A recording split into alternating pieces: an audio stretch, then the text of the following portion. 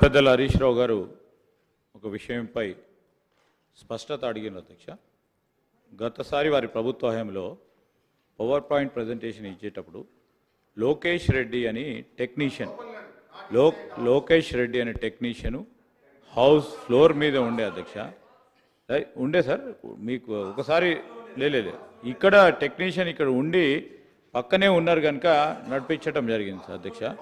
ఈరోజు నేను కూడా మీ అనుమతితోనే టెక్నీషియన్ని కూడా అలౌ చేయడం జరిగింది. స్పీకర్ పర్మిషన్ ఉంటే honourable speaker has every right to allow or disallow any member who would be required in the proceedings of the house. Minister గారు sir, speaker sir, 1 minute sir.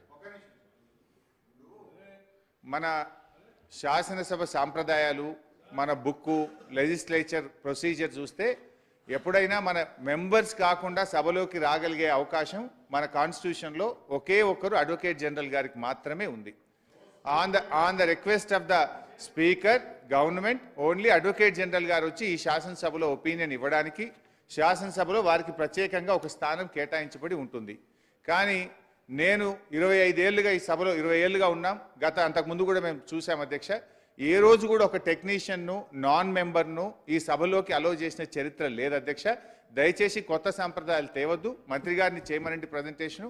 ఆ రోజు కేసీఆర్ గారు చేసినప్పుడు కూడా టెక్నీషియన్ లోపల సభలో లేడు, కేసీఆర్ గారే స్వయంగా చేశారు అధ్యక్ష. దయచేసి ఇప్పటికైనా ఈ రకమైనటువంటి రేపు ఎవరిని బట్టి వాళ్ళనే సభలోకి తెస్తాం అధ్యక్ష. ఇదేమైనా పద్ధతి? ఇది ఎవరిని బట్టి వాళ్ళని సభలోకి తెచ్చి కూర్చోబెడితే సభ్యుల యొక్క శాంటిటీ కూడా దెబ్బతింటది. దయచేసి టెక్నీషియన్ బయటకు పంపి మంత్రి గారు ప్రజెంటేషన్ ఇవ్వాల్సిందిగా కోరుతున్నాం. హరీష్ రావు గారి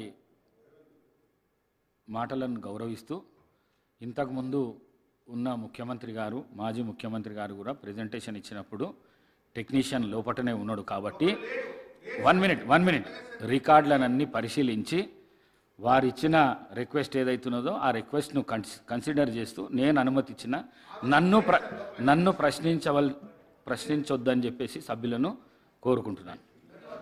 మంత్రి గారు. స్పీకర్